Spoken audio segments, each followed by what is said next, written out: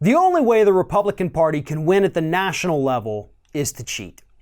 We have seen this for years and years and years, going all the way back to the George W. Bush election in the year 2000. Those illegal voter purges that took place in the state of Florida at the hands of W's brother Jeb are what gave him the few hundred extra votes needed to pull out the electoral victory in the year 2000. And just think about what could have been. How would this country be right now had that administration never happened? Well, that's a bunch of shoulda, woulda, coulda, right?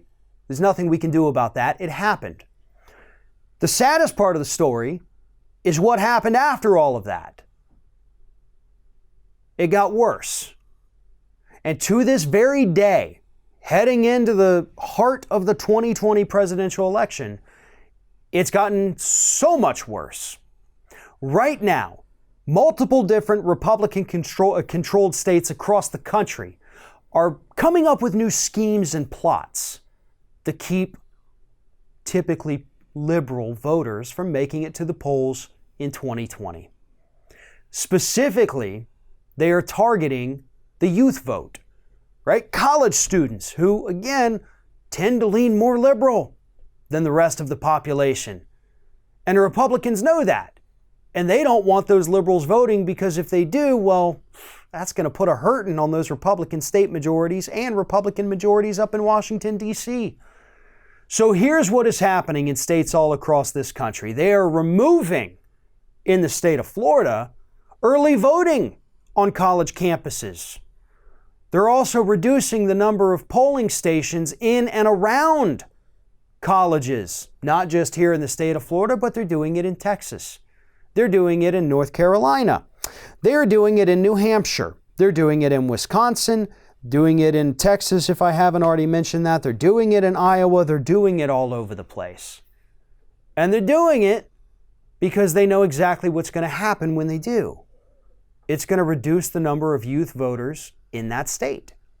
So here's how the scheme works. As I mentioned, a lot of colleges are actually completely doing away with having polling stations even on the college campus, and instead moving those polling places a few miles away. Now, to the average person, that may seem, okay, well, it's just a few more miles away. You can go there. Until you think about the fact that maybe not every college student is like you. Maybe they don't have a vehicle. Maybe they're not going to college 20 minutes away from their hometown.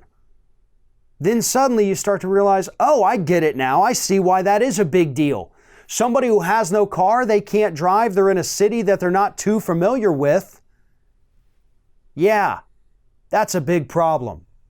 But that is exactly why Republicans are doing it. Other states are cracking down on the kinds of voter ID that they'll accept, which includes no longer accepting college identification, even though it has your picture on it, as an acceptable form of ID at a polling place. So if you show up and the only thing you have is that college ID, in many states, if it doesn't have a signature, which most colleges have actually phased out, that doesn't count. So you don't get to vote. If it weren't for voter suppression, which is what this is, voter ID laws, which is also a part of voter suppression, and gerrymandering, and voter purges, and voting machine irregularities, Democrats would have a majority not just in the House and Senate and probably the White House, but across the country. Maybe not every single state, but most of them. Republicans can only win by cheating.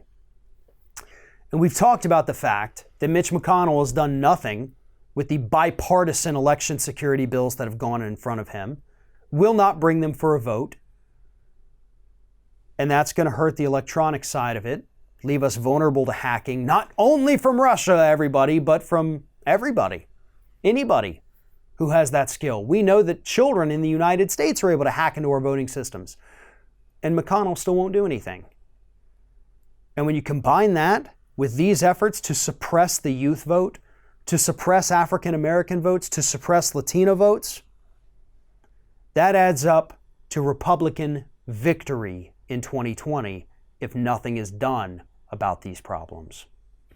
Thanks for watching, everybody. And don't forget, if you like what you see here, like, comment, share, and subscribe to our channel. And now you can also become a member of Ring of Fire and get exclusive early access to certain Ring of Fire videos all throughout the week. Just click on the little join button right below the video.